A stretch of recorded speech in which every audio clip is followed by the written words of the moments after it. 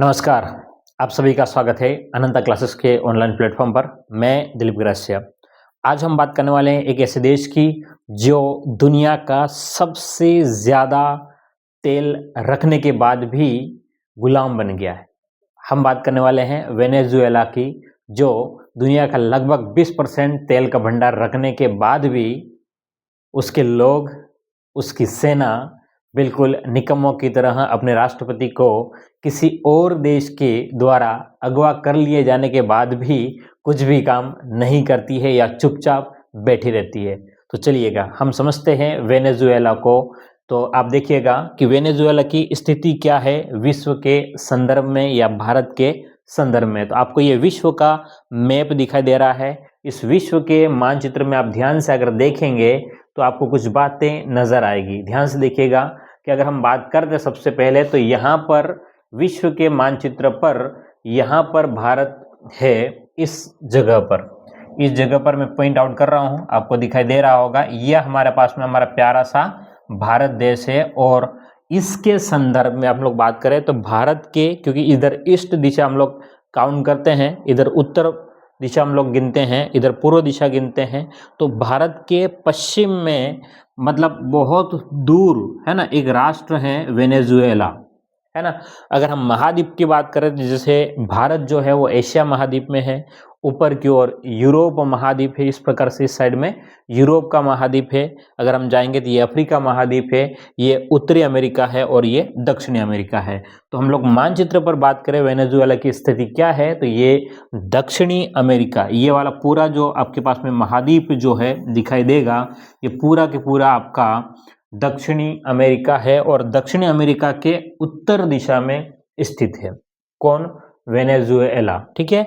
अब हम बात करें इसकी स्थिति के भाई अमेरिका के संदर्भ में कहाँ है, तो ये अमेरिका जो गणराज्य जो है ना, अमेरिका देश जो है, हम उसकी अगर बात करें तो ये है आपके पास में उत्तरी पूरा के पूरा ये महाद्वीप है, उसको हम लोग कहते हैं उत्तरी अमेरिका, और उसमें ये देश है आपके यूनाइटेड स्टेट ऑफ अमेरिका। तो इसके संदर्भ में वेनेजुएला यहाँ पर है। और हम आज बात करने वाले हैं कि इस देश ने इसको अपने अधिकार में ले लिया है। ठीक है। तो ये उसकी स्थिति है। अगर हम लोग थोड़ा सा और इसमें डीपली जाएं, कुछ बेसिक बातें भाई इसके पड़ोसी देश कौन कौन से हैं, तो आपको नजर आएगा। हम लोग अगली स्लाइड में देख लेते हैं इसके पड़ोसी देशों के बारे में। तो इसके पड़ोसी देशों की बात करें तो यहाँ पर वेनेजुएला के पड़ोसी देश है, एक तो ब्राजील है, कोलंबिया है ना, गुयाना है। अगर इसके इधर हम लोग बात करें तो यहाँ पर आपके पास में अटलांटिक महासागर है ना। कौन सा महासागर? अटलांटिक। ठीक है, अटलांटिक महासागर है यहाँ पर। इसके इस साइड में आपके पास में अटलांटिक महासागर देखने को मिलेंगे। तो यहाँ पर छोटे छोटे देश है ना, इसी को हम लोग कैरेबियाई कंट्रीज कहते हैं, है ना। क्या बोलते हैं? कैरेबियाई देश भी बोलते हैं। अगर इसमें थोड़ा सा और बात करें तो इसकी राजधानी जो है वो काराकस है। बोलो कौन सी राजधानी इसकी, है ना? वेनेजुएला की राजधानी जो है वो काराकस है। हमें ध्यान में रखना है क्योंकि अभी थोड़ा सा काम आएगा बीच में। इसकी राजधानी काराकस है। और हमें कुछ अगर हम बात करें, इसका पूरा नाम वेनेजुएला बोलिवरी गणराज्य के नाम से ये मतलब पूरा नाम इसको ऑफिशियली ये कहा गया। इसमें कुछ फैक्ट की बात करें तो यहाँ पर इस उत्तरी अमेरिका, ध्यान देखना उत्तरी अमेरिका नहीं, यहाँ पर क्योंकि ये दक्षिण में है, तो दक्षिणी अमेरिका की सबसे बड़ी झील जो है ना, सबसे बड़ी झील कौन सा? मार्काइबो जो है वो कौन से देश में है? तो वेनेजुएला देश में है। और दूसरी बात, इसमें दुनिया का सबसे ज्यादा तेल का भंडार यहीं पर प्राप्त हुआ है। ठीक है। तो ये तो इसकी स्थिति हो गई। और सबसे खास बात आपको याद रखनी है कि वेनेजुएला में एक ऐसी जगह है जहां पर एक दिन में 280 से लेकर के 3600 बार, है ना, लगभग इतनी काउंटिंग में दिन भर बिजलियां गिरती रहती है। और उस शहर को या उस जगह को कहते हैं अनंत तूफान का शहर कह सकते हैं या अनंत तूफान की जगह कह सकते हैं। मतलब एक ऐसी जगह है यहाँ पर तो दिन भर बिजलियां ही गिरती रहती हैं। ठीक है। ये तो कुछ फैक्ट की बात थी वेनेजुएला के बारे में। चलिएगा अब आगे बात करते हैं कि भाई अब इसमें इसका राष्ट्रपति कौन है। इसका राष्ट्रपति जो कौन था अभी, है ना, अब क्योंकि अब हट गया है, लेकिन हम लोग पहले की बात करें तो निकोलस मादुरो करके इसका राष्ट्रपति था, जिसको अरेस्ट कर लिया है अमेरिका द्वारा। हम बात करेंगे उसके। और इसमें उपराष्ट्रपति उस समय, है ना, वो जो अभी भी है, अभी कार्यवाहिक राष्ट्रपति भी बन गई है, लेकिन उस समय उपराष्ट्रपति जो थी वो डेल्सी रोड्रिग्स करके है, डेल्सी रोड्रिग्स करके उपराष्ट्रपति थी, कोई महिला थी। ठीक है। चलिएगा हम बात करते हैं थोड़ा सा और आगे। अगर हम चर्चा करें तो इसकी थोड़ी सी हिस्ट्री में लेके जाएं कि भाई वेनेजुएला की हिस्ट्री क्या रही है। अगर वेनेजुएला की हिस्ट्री की हम लोग बात करें सबसे पहले, तो इसकी खोज जो है वो कोलंबस द्वारा की गई है। कोलंबस वही है ना। अगर हम लोग कोलंबस की बात करें तो ये यहाँ के देश के लोग है ना, थोड़ा सा इसको हम लोग हटा देते हैं भाई मधुरा साहब को, और हम अगर हम देखेंगे तो ये जो आपके पास में यूरोप के जो देश थे इधर है ना, ये जस्ट 1 मिनट, हाँ, यूरोप के जो देश थे ये इधर छोटे छोटे देश थे ना, कौन से, England, Ireland, Norway, Sweden, Spain है ना, फ्रांस, पोलैंड, डेनमार्क, यहाँ पर एजुकेशन का स्तर बहुत बढ़िया था। कब की बात कर रहे हैं हम लोग, आज से ये मान के चलो कि आज से 1400-1500 यानी कि लगभग मतलब 600-700 साल पहले की बात बता रहे हैं, ठीक है। मतलब एजुकेशन का जो स्तर है वो बहुत बढ़िया, इन देशों में बहुत बढ़िया था। तो अब ये देश क्या हो गए कि यहाँ पर क्योंकि सर्दियाँ ज़्यादा रहती है, बर्फ़ ज़्यादा रहती है, ठंडक ज़्यादा रहता है, तो ये मतलब नए नए देशों की खोज में हमेशा लगे रहते हैं। तो इसी प्रकार से यहाँ से ही एक कोलंबस नाम का व्यक्ति भारत को, क्योंकि भारत इधर है ना, भारत तो यहाँ पर है, लेकिन भारत को सर्च करने के चक्कर में या भारत को ढूंढने के चक्कर में यहाँ से इधर से ले करके अपनी नाव उठाता है और पहुँच जाता है इधर, है ना। इसीलिए इसको एक देश का नाम कोलंबिया नाम रखा है ना, इसलिए वही बात है। तो कोलंबस पहुँच जाता है कहाँ पर, दक्षिणी अमेरिका में। और वेनेजुएला, तो यहाँ हम लोग बात करें, अगर हम लोग यहाँ पर कब पहुँच गया, तो हम लोग बात करेंगे 1498 में कोलंबस ने वेनेजुएला तक पहुँच गया था, मतलब उस धरती पर उसके आसपास में पहुँच गया, ठीक है। उसके बाद में क्योंकि अब ये पहुँच गया तो बस वही बात है कि भाई तो इंग्लैंड वाले रहेंगे, और कौन से रहेंगे, तो स्पेन वाले रहेंगे, फ्रांस वाले रहेंगे, है ना, उसके पुर्तगाल और ये सब लोग रहेंगे, क्योंकि अड़ोस पड़ोस देश वाले वही लोग थे। तो इन लोगों ने क्या है कि अपनी अपनी कॉलोनियाज बनानी शुरू कर दी थी, उन्होंने मतलब वहाँ के आदिवासियों पर अपना अधिकार जमाना शुरू कर दिया था। उसी कंडीशन पर क्या होते हैं कि यहाँ पर जो हक जो है इसके कुछ पोर्शन पर है ना, क्योंकि ये देश ये तो बात का है, शुरुआत में इसके कुछ पोर्शन पर स्पेन ने कब्जा कर लिया। किसने कब्जा कर लिया, स्पेन ने। इसलिए काफ़ी लोग इसकी स्पेनिश बोलते हैं। जैसे भारत में अंग्रेजों का कब्जा था, अगर स्पेन का कब्जा था तो स्पेनिश बोलते हैं, अंग्रेजों का कब्जा था, इसलिए आज की तारीख में हम लोग ज़्यादातर कौन सी लैंग्वेज का यूज़ करते हैं, तो इंग्लिश का यूज़ करते हैं ना, ठीक है। तो उसी प्रकार से यहाँ पर क्योंकि स्पेन का कब्जा हो गया था कुछ भाग पर, इसलिए यहाँ पर स्पेनिश भाषा भी बोली जाती है। तो स्पेन से आज़ाद हुआ, देखो उस समय कब्जा हो गया, लेकिन स्पेन से आज़ाद कब हुआ, तो 5 जुलाई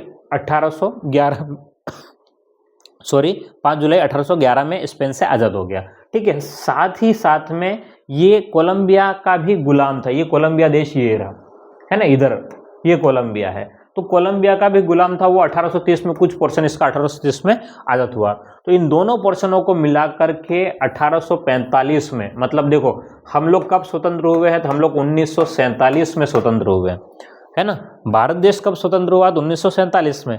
और जब सब एक साथ जुड़े हैं तो वो बाद में उसी प्रकार से, देखो ध्यान से, ये हमसे भी एक साल पहले, मतलब एक साल नहीं, सो लगभग 100 या 98 साल पहले, है ना, लगभग आपके पास में 98 क्या 102 साल पहले, है ना, भारत से 102 साल पहले ये इसको एक मान्यता दी गई थी। अब सोच लेना ध्यान से कि हमसे भी 100 साल पहले ये स्वतंत्र हो गया था, लेकिन दुनिया का सबसे ज़्यादा तेल का भंडार यहीं रिजर्व होने के बाद भी, क्योंकि यहाँ के लोग उतने एक्टिव नहीं हैं, लापरवाह है, उसकी वजह से यहाँ की गरीबी जो है वो लगातार क्या हो गई, बढ़ती गई। और 2017 में इस देश को दिवालिया घोषित कर दिया कि बहुत कर्जे में डूब गया, है ना, क्योंकि इसके जो यहाँ पे बोलीवरी जो मतलब इनका जो चल रहा था, है ना, पैसा रुपया जो कहते हैं हम लोग, तो वो क्या हो गया, बहुत नीचे गिर गया, और ये क्या हो गया, दिवालिया घोषित हो गया।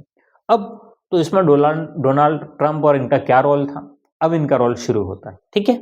हम समझते हैं थोड़ा सा और आगे। अब हम बात करते हैं, तो अब एक्चुअल में मैटर क्या था, अब हम बात कर रहे हैं यहाँ पर।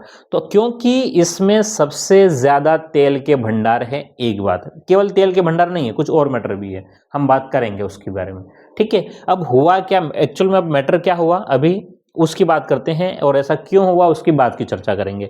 तो हम बात कर रहे हैं कि यहाँ एक महाशय का फोटो है आपके सामने, ये कह रहा है कि लाइक अ टेलीविजन शो, ऐसा बोल रहे हैं, ध्यान देखना, ये है हमारा डोनाल्ड ट्रंप, ठीक है। और ये जो राष्ट्रपति है वो है यूनाइटेड स्टेट ऑफ अमेरिका के राष्ट्रपति है। इस वाले देश के राष्ट्रपति कौन है? तो डोनाल्ड ट्रंप। और ये कह रहे हैं, क्या कह रहे हैं कि भाई ये जो मादुरो साहब जो हैं वो सो रहे हैं।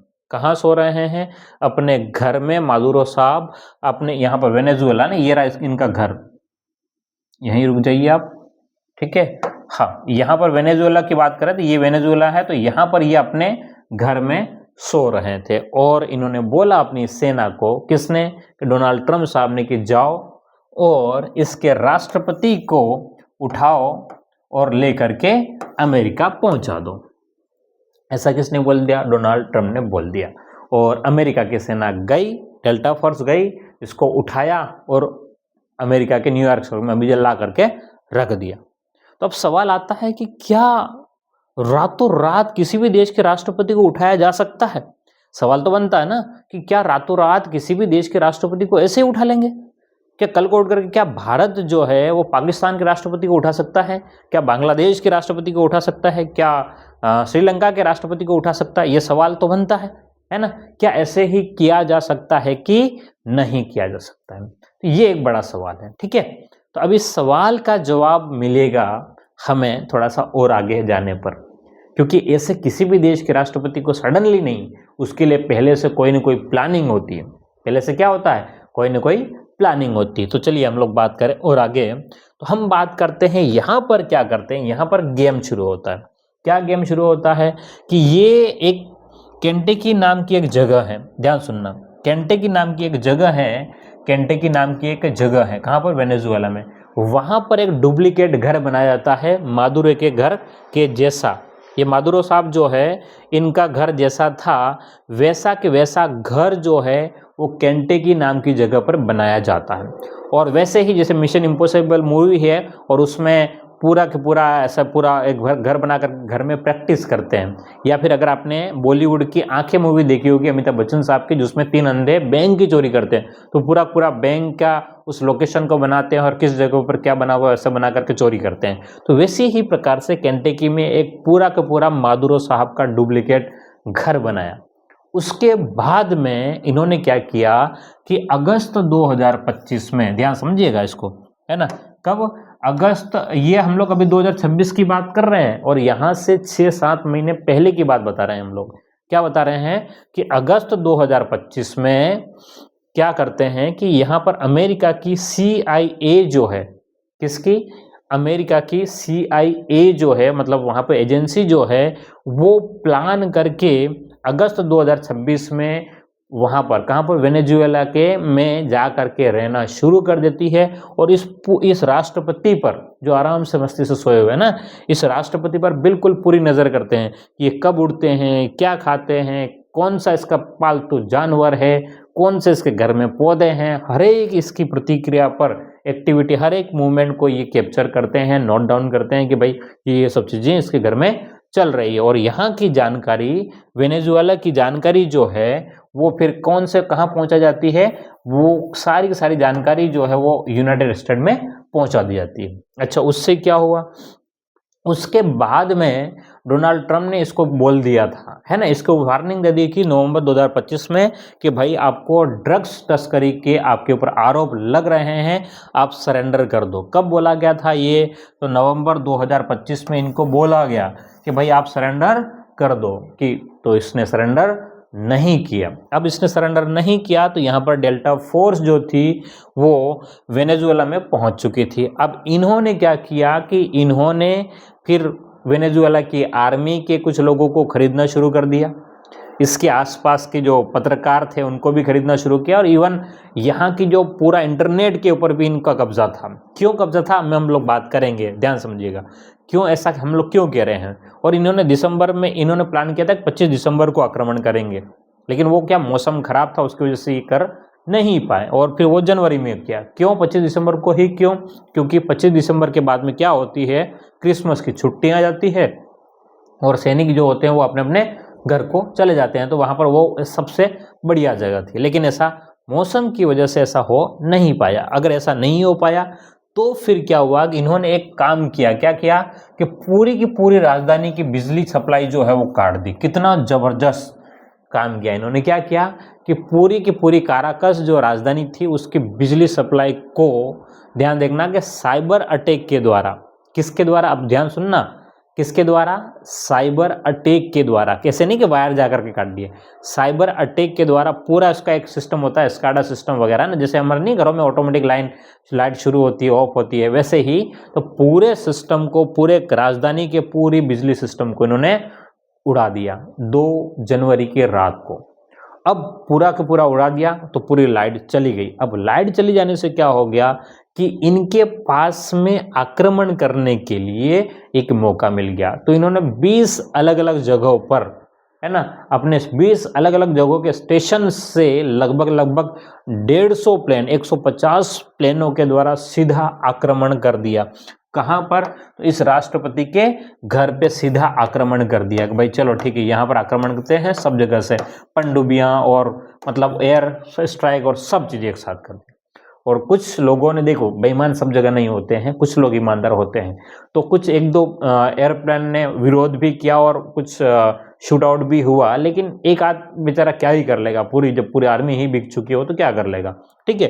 तो कुछ लोगों ने विरोध किया, लेकिन उनको सुलटा करके ये रातों रात, है ना, रात के लगभग 2 बजे इस राष्ट्रपति महोदय को, मदुरो साहब को उठा करके कहाँ पहुंचाते हैं, न्यूयॉर्क, मतलब आर्मी बेस पे ले जाते हैं और बाद में इसको न्यूयॉर्क पहुंचा दिया जाता है। क्लियर है। तो ये तो पूरी हिस्ट्री हो गई भाई, इसको वहां पर लेके चले गए। अब हम बात करते हैं कि भाई ऐसा क्यों हो रहा, ऐसा क्यों किया इन्होंने, भाई ऐसा इनको क्या मजा आ रहा था, है ना, नहीं वहां पर ले जाने के लिए क्या पीछे था। इसके 2-3 वजह हो सकती है, ध्यान समझना। 2-3 वजह क्या है। अब इंटरेस्टिंग बात यह है कि डोनाल्ड ट्रंप साहब ने एक सबसे खास बात बोली, लाइक अ टेलीविजन शो। इन्होंने मतलब इसको उठाने का पूरा के पूरा लाइव जो है वो टीवी पर घर पे बैठे हुए देखा था। अब ऐसा क्यों किया इन्होंने, ध्यान सुनना। पूरी दुनिया ऐसा कह रही है, पूरी दुनिया का ये मानना है कि भाई यहाँ पर तेल के भंडार सबसे ज्यादा है, इसलिए तो हाँ, तेल के भंडार, सही बात है कि यहाँ पर तेल के भंडार सबसे ज्यादा है। और तेल का भंडार सबसे ज्यादा नहीं, हेवी तेल का भंडार है। हेवी का मतलब ये होता है कि जैसे अमेरिका या ईरान का तेल का भंडार थोड़ा हल्का है, तो वहां पर केवल पेट्रोल ही निकाल सकते हैं, लेकिन हेवी का तेल भंडार, हेवी जो तेल भंडार होता है उसमें पेट्रोल भी निकलेगा, डीजल भी निकलेगा, है ना, उसके बाद में एरोप्लेन का फ्यूल का भी निकलेगा। तो ऐसा मतलब 2-4 चीजें और साथ निकाल सकते हैं। तो इसलिए यहाँ का तेल जो है वो थोड़ा हेवी टाइप का है, अमेरिका का तेल थोड़ा सा हल्का टाइप का है, तो इसलिए भी एक। तो दूसरा सबसे इंपॉर्टेंट इसलिए नहीं कि ये हेवी तेल है इसलिए, एक तो है ही है वजह, एक कूटनीति मैन है। कूटनीति क्या है, ध्यान समझना।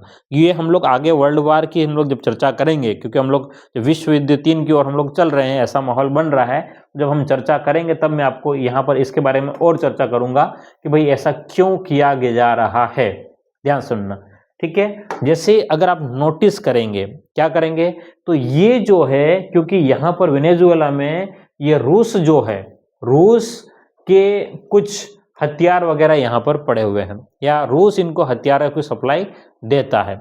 और ये कोई भी देश ये नहीं चाहेगा कि मेरा पड़ोसी देश इतना उठ जाए और कल को उठ करके हमें ही दबाने लग जाए, इसलिए यहाँ पर इसको कमजोर करना है। तो इस पूरी टेरिटरी में, इसके इस टेरिटरी में जो भी देश आएगा, अमेरिका इसको कमजोर ही करेगा।